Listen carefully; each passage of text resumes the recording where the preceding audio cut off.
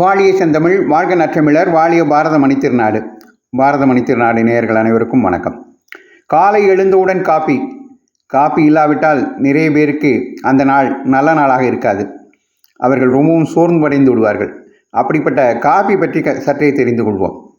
ஆப்பிரிக்க நாடுகளில் ஒன்றான எத்தியோப்பியாவில் வாழ்ந்த பழங்குடியின மக்கள் வாயிலாக காப்பி தாவரம் வெளி உலகிற்கு தெரிய வந்தது.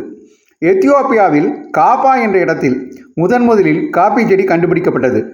இதை சாப்பிட்ட ஆடு மாடுகள் அதிக உற்சாகத்துடன் இருப்பதை மக்கள் கவனித்தனர். இதற்கு காரணம் காப்பி பழங்கள் என அறிந்தனர். இங்கிருந்து துருக்கி, ஏமன், வட ஆப்பிரிக்கா, ஐரோப்பியா மற்றும் அமெரிக்கா நாடுகளுக்கு காஃபி பரவியது. மலைத்தோட்ட பயிர் காப்பி பழம் சிவப்பு நிறத்தில் காணப்படும். நம் நாட்டில் அரபிகா மற்றும் ரொபஸ்டா என்ற இருவகை காப்பி அதிக அளவில் பயிரிடப்படுகிறது. 500 முதல் 1500 மீட்டர் உயர மலைப்பகுதிகளில் இது சாகுபடியாகிறது. ஆடுகளின் கால் குழம்பு வடிவத்தை ஒத்திருப்பது போல் காப்பி விதைகள் உள்ளதால் பிரேசில் மொழியில் இதை ஹீப் என்கின்றனர். இதிலிருந்துதான் காஃபி என்ற சொல் மருவி வெளிவந்தது. கடந்த 1963இல் லண்டனை தலைமையிடமாக கொண்ட சர்வதேச காப்பி அமைப்பு ஏற்படுத்தப்பட்டது.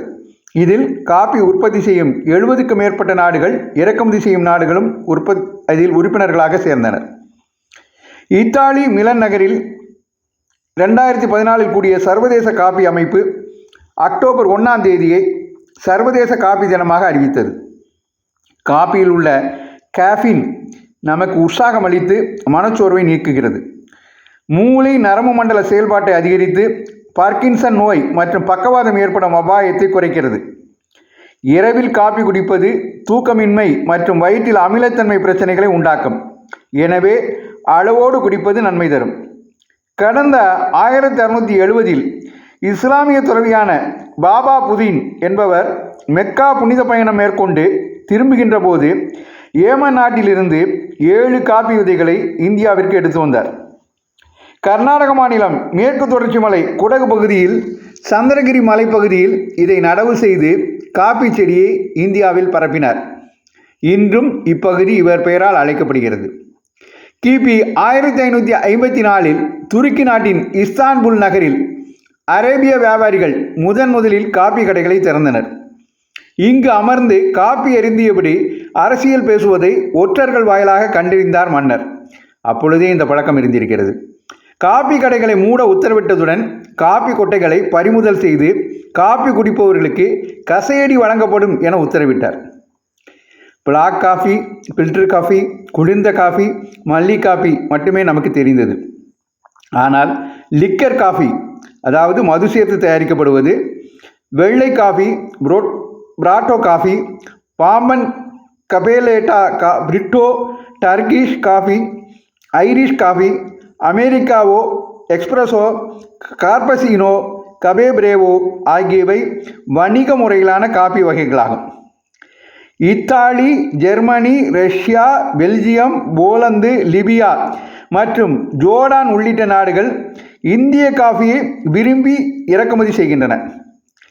காஃபி உற்பத்தியில் பிரேசில் நாடு முதலிடம் வகிக்கிறது.